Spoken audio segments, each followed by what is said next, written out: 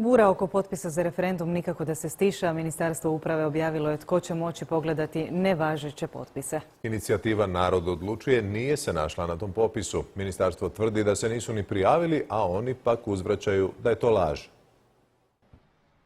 Uvid u nevažeće potpise Narod odlučuje neće imati. Do petka u ponoć, na moju osobnu žalost, inicijativa Narod odlučuje nije uputila pisani zahtjev za uvid u potpise. No iz inicijative kažu da to nije istina. Prijavili su 45 imena koji bi provjeravali potpise.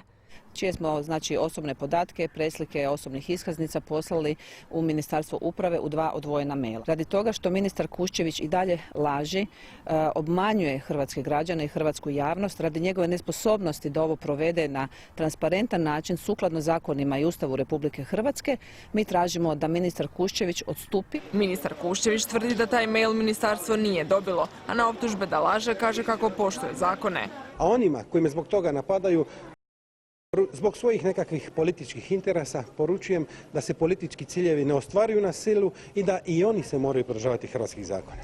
I poziva ih da se prijave za uvid iako je prošao rok.